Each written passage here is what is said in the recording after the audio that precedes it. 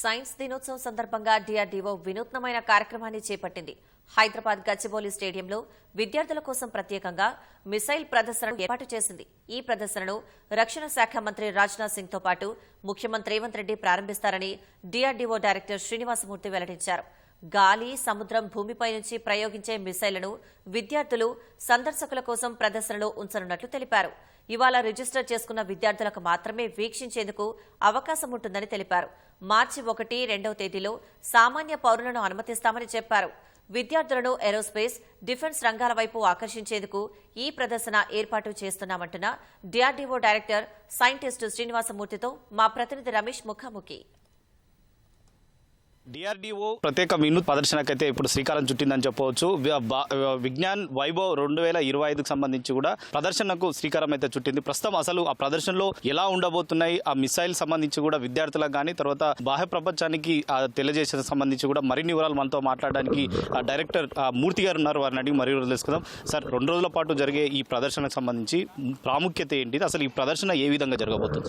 మన ఈ science day సంబంధించి ఫిబ్రవరి 28న ఒక బృహత్తరమైన ప్రదర్శన ఏర్పాటు చేయబడుతోంది. ముఖ్యంగా మన డిఫెన్స్ ఏరోస్పేస్ టెక్నాలజీలో మనం ప్రగతి సాధించేందుకు వరల్డ్ లో నంబర్ 1 స్థానాన్ని వికసిత భారత్ గా 2047 నాటికి సాధించేందుకు తోడ్పాటుగా ఈ ప్రదర్శన, ఈ కార్యక్రమం రూపొందించబడినది. ముఖ్యంగా ఈ 2 దశాబ్దాల్లో మన తర్వాతి తరాలకి ప్రస్తుతం మనం సాధించిన విజయాలు, తయారు చేసిన యుద్ధ సామగ్రి అటువంటివన్నీ మన తర్వాత జనరేషన్స్ కి చెప్పి వారిని ఉత్తేజపరిచి అటువంటి టాలెంట్ ని మన ఈ ఏరియాస్ లోకి మలచగలిగితే డెఫినెట్ గా మనం 2447 కి ఉద్దేశించిన లక్ష్యాన్ని మనం చేరుకోగలుగుతామని ఆశిస్తూ ఈ ప్రదర్శన ఏర్పాటు చేయబడింది. ముఖ్యంగా అంటే ఇప్పుడు ఇక్కడ ఉన్న మిసైల్ కి సంబంధించి ఏ మిసైల్ ఏ ప్రాముఖ్యత ఉంటుందో ఒకసారి వివరించగలరు? ఇక్కడ hypersonic cruise missile, hypersonic missile ఒకటి ఈ మధ్యన నవంబర్ నెలలో గత సంవత్సరం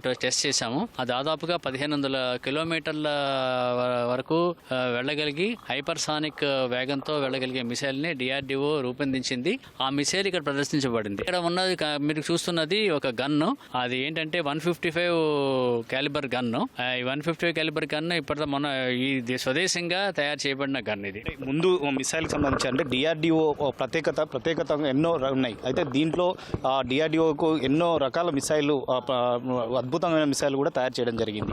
కానీ ఈ ప్రదర్శనలో ఎలాంటి మిసైల్ ఇక్కడ ప్రదర్శన చేయబడుతుంది? రకరకాల మిసైల్స్, ఒకటి హైపర్సానిక్ మిసైల్ కానివ్వండి, surface to surface ballistic missiles కానివ్వండి, సర్ఫేస్ టు ఎయిర్ మిసైల్స్ కానివ్వండి, ఎయిర్ టు ఎయిర్ మిసైల్స్ కానివ్వండి, ఇటువంటి రకరకాల మిసైల్స్ ఇప్పటి వరకు డిఆర్డీఓ రూపొందించి అభివృద్ధి చెందించిన మిసైల్స్ అన్ని ఇక్కడ ప్రదర్శించబడుతున్నాయి. దీని గురించి ఎక్స్ప్లెయిన్ చేయగలుగుతారు సార్? దాదాపుగా 1500 కిలోమీటర్లు ప్రయాణించగలిగే హైపర్సానిక్ వేగంతో ప్రయాణించే ఈ మిసైల్ ఇటీవల 2-3 నెలల క్రితం మనం తయారు చేసి మనం విజయవంతంగా ప్రదర్శించాము. ఈ టెక్నాలజీ చాలా కొద్ది దేశాల్లోనే ఉన్నది ప్రపంచవ్యాప్తంగా.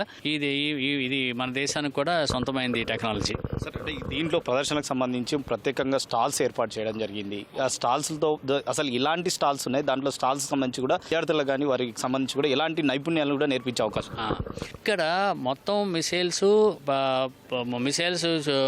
చూపించడమే కాకుండా లోపల ఇండోర్ స్టేడియంలో మిసైల్లో ఉపయోగించబడే పరికరాలు, చిన్న ఎక్విప్మెంట్స్, అవన్నీ కంప్యూటర్స్, ఇటువంటి విడి భాగాలు కూడా మనం ప్రదర్శించడం జరుగుతోంది. దీంట్లో ముఖ్యంగా అంటే విద్యార్థులకు సంబంధించి చూసుకున్నట్లయితే ఇప్పుడున్న పరిస్థితుల్లో అంటే ఇంజనీరింగ్, డాక్టర్స్ ఈ వేవ్లో పోతుంటారు. కానీ డిఆర్డీఓకి రావడానికి కానీ విద్యార్థులను ఆకర్షించడానికి కానీ ఎలాంటి ప్రయత్నాలు చేస్తున్నారు? ఇటువంటివి ప్రదర్శించడం వల్ల విద్యార్థులు ఇన్స్పైర్ అయ్యే అవకాశం చాలా ఉన్నది. వారికి ఈ ప్రదర్శనలో ఈ కార్యక్రమంలో విద్యార్థులకు ఏ విధంగా ఈ ఏరోస్పేస్ డిఫెన్స్ టెక్నాలజీలో వారు చేరవచ్చు, తర్వాత డిఆర్డీఓలో ఎలా ఉపాధి అవకాశాలు ఉంటాయి, ఎటువంటి ట్రైనింగ్స్ ఉంటాయి, ఎటువంటి ప్రాజెక్ట్స్ వాళ్ళు తీసుకోవచ్చు, ఒకవేళ వాళ్ళు యంగ్ ఎంటర్ప్రెనర్షిప్స్ అయితే తీసుకుంటే గనక వాళ్ళు ఎటువంటి కార్యక్రమాలు వాళ్ళు తీసుకోవచ్చు, వాళ్ళ ప్రాజెక్ట్స్ తీసుకోవచ్చు. అటువంటి ప్రాజెక్ట్స్ కూడా మేము డిఆర్డీఓ నుంచి మేము ఎంకరేజ్ చేస్తున్నాము. ఎంటర్ప్రెనర్షిప్ కానివ్వండి, లేకపోతే ఉద్యోగ అవకాశం కానివ్వండి, ఇటువంటివి ఏవి తీసుకున్నా ఉన్నా సరే మనకి వాళ్ళకి దేశానికి ఉపయోగపడేటట్లు ఎట్లా వాళ్ళు ముందుకు పోగలుగుతారన్నది ఈ ప్రధాన ఉద్దేశం ఈ కార్యక్రమానికి. కాబట్టి అటువంటి సిస్టమ్స్ని మనం డిస్ప్లే చేస్తున్నాము. దేర్ఫోర్ డెఫినెట్గా స్టూడెంట్స్ ఈ కార్యక్రమంలో ఇవన్నీ వీటి గురించి తెలుసుకొని తమ నైపుణ్యాన్ని వాటిని పెంపొందించుకొని తమకి దేశానికి ఉపయోగపడతారని ఆశిస్తున్నాం. అంటే ప్రపంచవ్యాప్తంగా కూడా ఇప్పుడు ఏఐ అనేది ఒక ప్రత్యేకంగా గుర్తించుకుంటుంది. కానీ ఆ డిఆర్డిఓకి సంబంధించి కూడా ఏఐ టెక్నాలజీకి సంబంధించి ఏమైనా ఉపయోగించే అవకాశాలు ఏమైనా ఉన్నాయి సార్? చాలా రకాలుగా కొన్ని టెక్నాలజీస్ ప్రపంచంలో వ్యాప్తంలో ఓపెన్ లిటరేచర్ ప్రకారం లేదు. అటువంటి టెక్నాలజీస్ కూడా మనం డిఆర్డిఓలో తయారు చేస్తున్నాం ఈ రోజున. కొన్ని టెస్టులు మనం ప్రపంచవ్యాప్తంగా చేయనివి కూడా ఈ మధ్యకాలంలో చేయగలిగాం. దీంట్లో ఇది ప్రారంభించడానికి ఎవరెవరు వస్తున్నారు, దీంట్లో ఎవరెవరు పాల్గొనే అవకాశాలు? కేంద్ర ప్రభుత్వం నుంచి రక్షణ మంత్రి డిఫెన్స్ మినిస్టర్ గారు వస్తున్నారు, రాజ్నాథ్ సింగ్ గారు. తెలంగాణ ముఖ్యమంత్రి రేవంత్ రెడ్డి గారు కూడా వస్తున్నారు.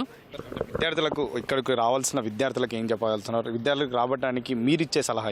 విద్యార్థులు తప్పకుండా ఈ కార్యక్రమానికి వచ్చి ఇక్కడ ఆల్రెడీ మేము గత 10 రోజులుగా రిజిస్ట్రేషన్ ఉన్నది వెబ్సైట్స్లో.